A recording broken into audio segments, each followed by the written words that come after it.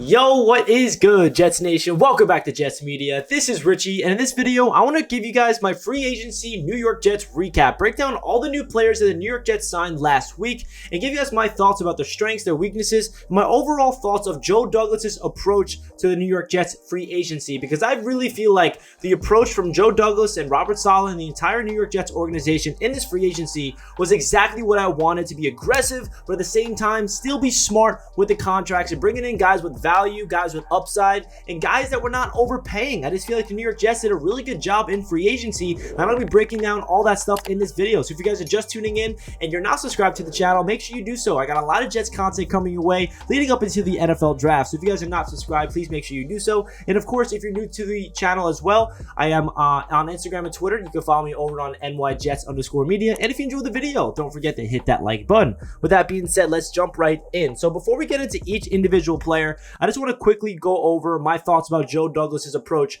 going into free agency and what he really wanted to accomplish that I think he did very well. So Joe Douglas went out there, and I know a lot of Jets fans were worried about what he was going to do in terms of being aggressive. Is he finally going to pay some money? Because we all know that Joe Douglas is a guy that doesn't want to, overprice, go for the top tier guys that's going to be, setting the market, the highest paid players in the position. We all know that Joe Douglas is not about that life, especially in the first two seasons as a New York Jets GM. So we didn't know what to expect, but us as a fan base, we wanted Joe Douglas to use his cap space to build this team and fill in the holes, because we have Zach Wilson on a rookie contract. We want to make a big step going into next season in year number 2 of Robert Saleh, and I feel like Joe Douglas did just that. He went out there and filled so many holes on this roster while spreading the wealth around. You know what he did? He did not take a lot of money and put it into 2 positions at the top of their position list. He spread that money around and put it into 5 or 6 guys to supplement the roster, because I think we all know as Jets fans that this team has a lot of holes, and they still have a lot of holes even after free agency. And I really love what Joe Douglas did to make sure that he supplemented through free agency to fill in a lot of holes at guys like Laken Tomlinson on the offensive line. The tight end room is absolutely revamped. Safety, corner. We got a lot of new guys in here, and he filled in really big holes in free agency. And we cannot forget what the NFL draft is going to bring to the table, because that's really where we're going to see the grand plan of the New York Jets. Now, one position that we have not touched in free agency as I'm recording this video, which is a big concern to me personally, continues to be the wide receiver room.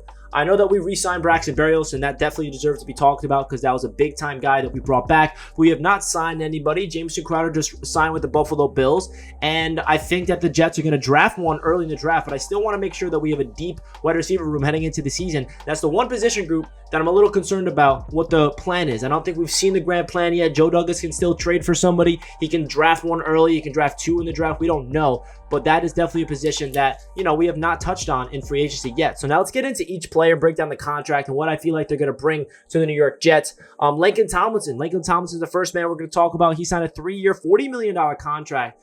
And another thing about Joe Douglas's free agency that I've noticed, and Laken Tomlinson is a perfect example of it, is he's bringing in culture guys. He's bringing in players that have leadership abilities, coming from winning organizations, and coming to the New York Jets that are obviously a young team, coming off a season by playing pretty much every single rookie that we drafted last year, the youngest team in the entire NFL, a rookie head coach. We all know that we're a team trending upwards and trying to, get those veteran presence in here. And Laken Tomlinson is a perfect example of that, coming from the San Francisco 49ers, familiar with John Benton, and obviously we all know what John Benton with the DUI. Let's hope that that whole thing sorts itself out.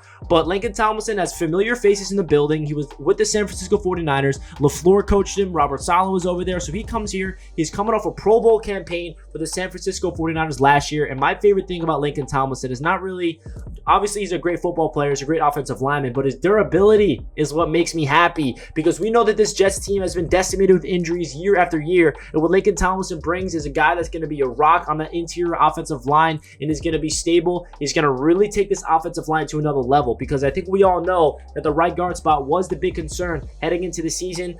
We did not sign LDT yet. GVR still remains on the roster, and we all know that that's the weak link of this offensive line. What does Joe Douglas do? He opens up the bank and pays him pretty big money. I mean, $40 million for 3 years for a guy in Laken Tomlinson is not cheap, and I'm happy he brought him in, because now this offensive line is going to be really good if we stay healthy, and I'm really excited to see what's going to happen. So Laken Tomlinson, he's a perfect scheme fit, he's durable, he's a culture fit, and I really feel like he's the missing piece to the puzzle of this offensive line. Now, staying on the offensive side of the ball, let's talk about CJ Uzomah. We signed him to a 3-year, $24 million contract. Now, this is another player that's a perfect example of a culture and a scheme fit. He is a guy that is coming from the Cincinnati Bengals that came from last place, going all the way to the Super Bowl last year with Joe Burrow with a young quarterback, and CJ Uzomah was a big reason for the leadership role on that young team. And what he's going to bring to the New York Jets is just that.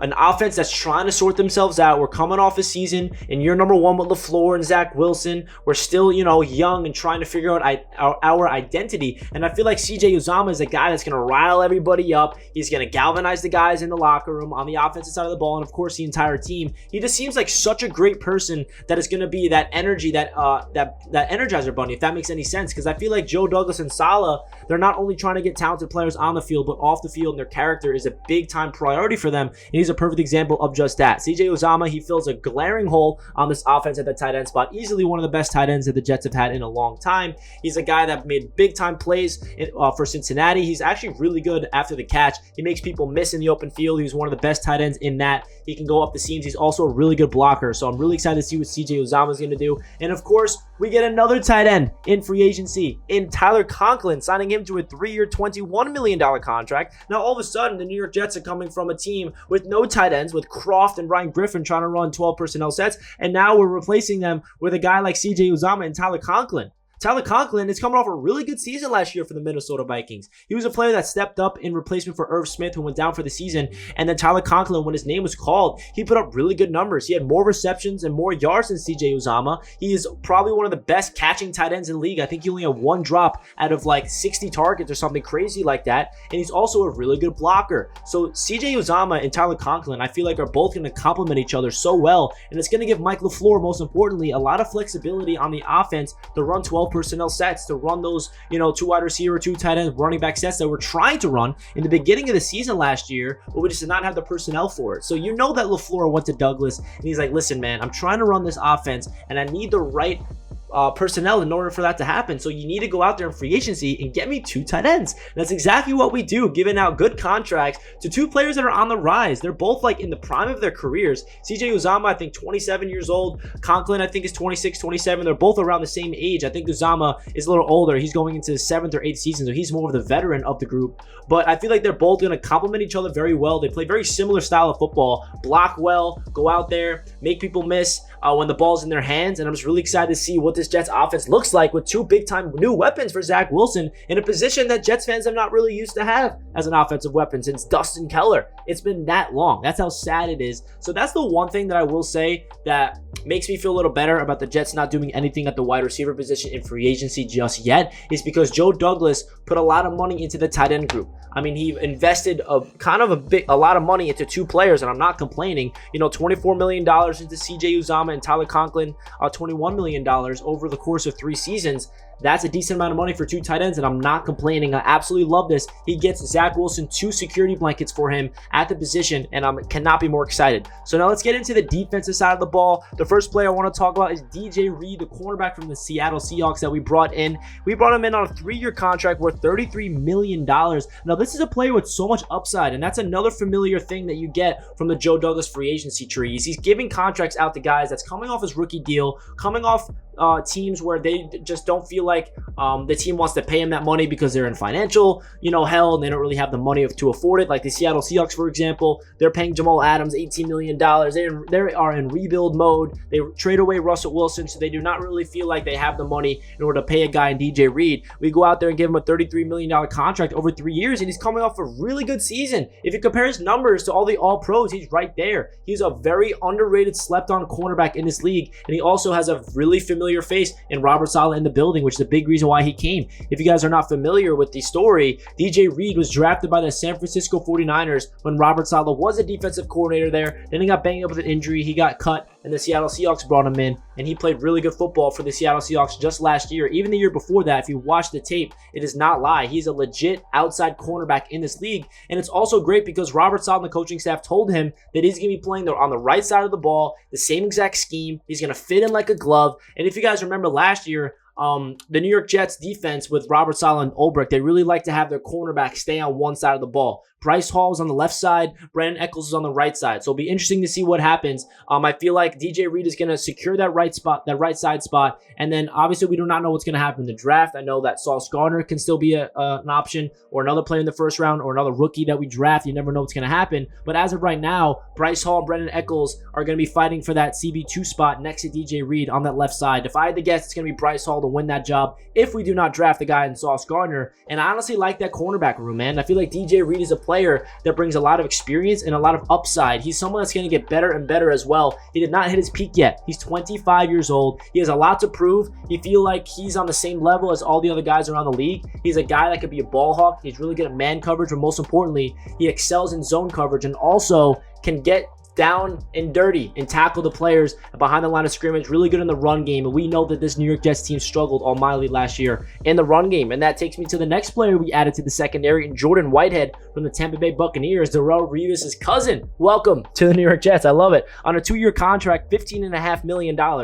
The first thing that comes to my mind is value, man. You're getting this guy for that cheap. I did not expect him to get a contract like this. Joe Douglas did a phenomenal job. He's another player with incredible upside. I have a really good friend of mine who is a Buccaneers fan. He texted me. He's like, yo, Richie, you have no idea. You're so lucky you got Jordan Whitehead. I thought he was going to go under the radar, and I was really hoping we could re-sign him. He's a dog. You're going to love him. You thought Jamal Adams was great. Just wait to see what Jordan Whitehead's going to do when we versus the Bills and he knocks up Josh Allen, because that's what Jordan Whitehead is really going to be doing for the Jets when we match up against mobile quarterbacks, and of course Josh Allen in our own division twice a year. His role is going to be making sure that the quarterback does not have anywhere to go, and we just be able to contain that mobile quarterback. And not only is he able to do that, he's very versatile. He can line up in the box, line up on the outside, line up against man-to-man coverage against a tight end. You know, he can do so many different things, Jordan Whitehead. He gets his nose dirty. He's one of the most hardest-hitting safeties in the NFL, and I'm so happy we brought him in because I feel like his energy is going to bring a big-time upgrade to this entire Jets secondary. And he's another player that's young and has a lot of upside, and we all know that the safety position was a glaring hole, and shout out to Joe Douglas for making sure he gets his guy for really good value. And I would not be shocked if Jordan Whitehead could be on the Jets long term. I know I don't want to jump the gun, but if there's any player on this list that I feel like will be extended after his contract, I would say Jordan Whitehead has the most chance because it's only a 2-year deal. It's a cheap contract, and if he balls out in year 1 with the Jets, in year 2, you never know what's going to happen down the line. I feel like he could be a long-term solution to that strong safety spot. Absolutely love his game. And then getting into the last player of the video, Jacob Martin. We signed him from the Houston Texans. He's going to provide edge presence on that depth spot, which I absolutely love. This is someone that's going to come in here and not be the starting guy alongside Carl Lawson. I think he's going to be part of the rotation, but he does have a lot of upside. He's a player that explodes off the line of scrimmage, can bend around that edge against the tackles, and he shows a lot of talent that you never know what can happen with good coaching. I feel like Robert Saleh, Jeff Ulbrich, and the entire defensive coaching staff are going to get into Jacob Martin and see what he's got. You never know what these coaching staff can get with these young guys with a lot of potential, a lot of upside, which is why I love this signing. Another great value contract. Cannot go wrong with that contract. And he just provides depth, man. I'm expecting the Jets to go out there in the first round and draft a big-time edge rusher like a Kayvon Thibodeau, maybe a Jermaine Johnson, Trayvon Walker. You never know who it will be. But Jacob Martin's going to provide depth at a position of need. We need to make sure we get to the quarterback, and that's exactly what he's going to bring to the table. So that's really does it for this video, guys, of my thoughts of all the new players the New York Jets brought in free agency. Let me know your thoughts down below in the comments of all the players. Who's your favorite signing? If I had to say my personal favorite signing, it's really hard to say. On defense, mine is probably going to be Jordan Whitehead. I feel like Jordan Whitehead was a sleeper of free agency. And on offense, I feel like it has to be Laken Tomlinson. I know that you can pick one of the 2 tight ends, and I love that, but I love that Joe Douglas opened up the bank and made sure he beefed up this offensive line like he promised us when he came here to get a Pro Bowler from the San Francisco 49ers to beef up that offensive line. So Laken Tomlinson and Jordan Whitehead are my favorite free agent signings. What are your favorite free agent signings? Let me know why down below in the comments. And of course, don't forget to like the video if you guys enjoy. I'll catch you guys in my next video, and let's go Jets. Peace.